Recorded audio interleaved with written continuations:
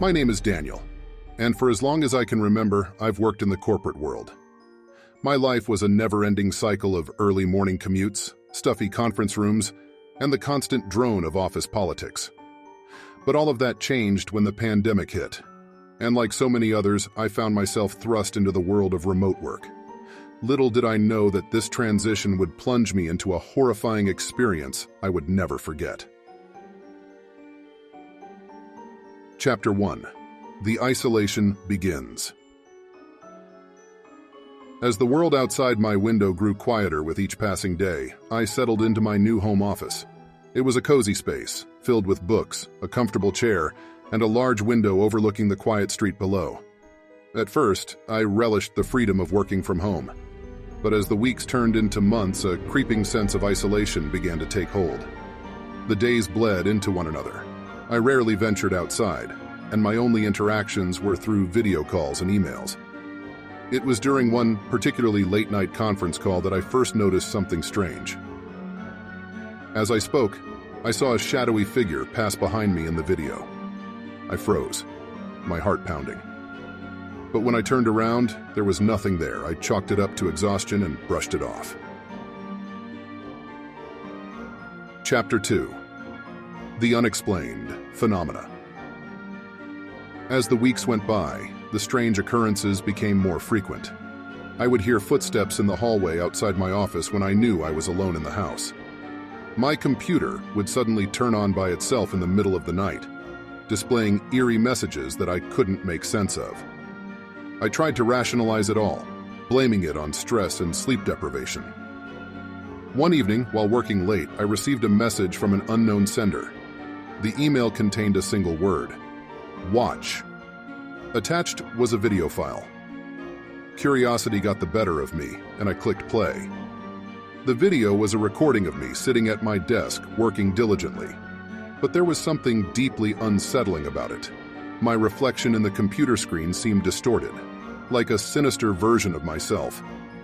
I couldn't tear my eyes away from it, and when the video ended, I felt a chill run down my spine. Chapter 3. The Encroaching Darkness. I began to research the history of my house, hoping to find an explanation for the strange occurrences. What I discovered was unsettling. The previous owner had died under mysterious circumstances, and there were rumors that the house was haunted. I scoffed at the idea of ghosts and dismissed it as superstition, but the feeling of unease in my home office only grew stronger. One night, as I sat at my desk, engrossed in my work, I felt a sudden drop in temperature.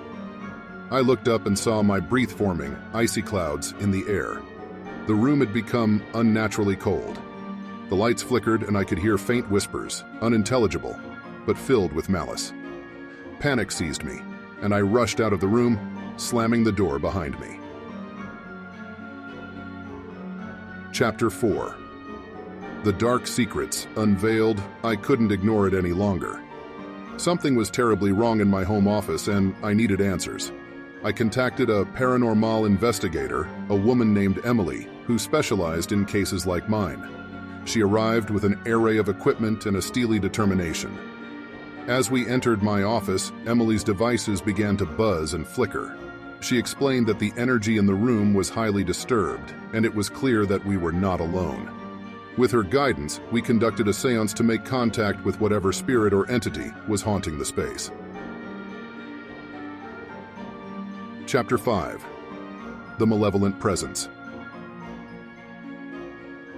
During the seance, the room grew colder, and a sense of dread hung in the air.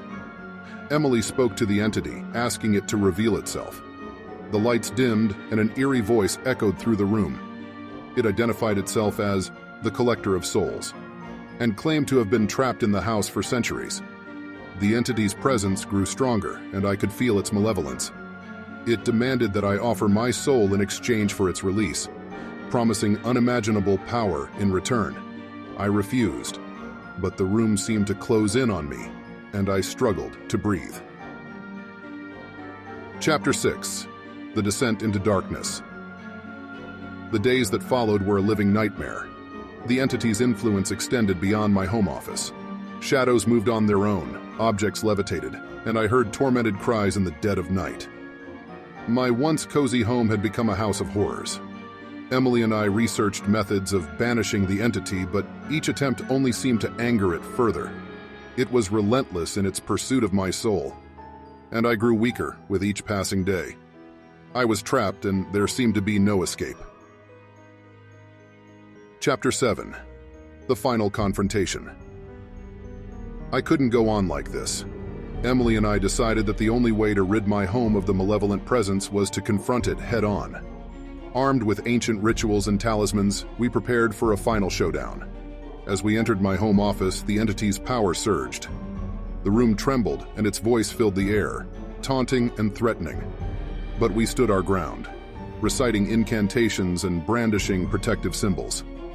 In a blinding flash of light, the entity appeared before us, a grotesque, shadowy figure. It lunged at me, and I felt a searing pain in my chest.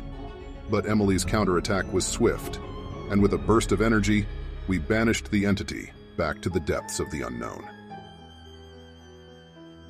Chapter 8. The Aftermath.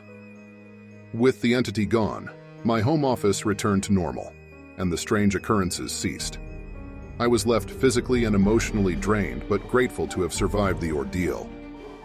Emily explained that the entity had been drawn to my isolation and vulnerability, using my fear and desperation to gain power. I returned to my remote work, but the experience had changed me forever.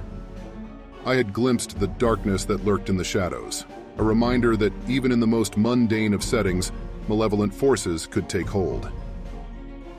As I write this, I can't help but wonder if there are other souls out there, like me, working from home, unaware of the horrors that may be lurking in the corners of their own secluded spaces.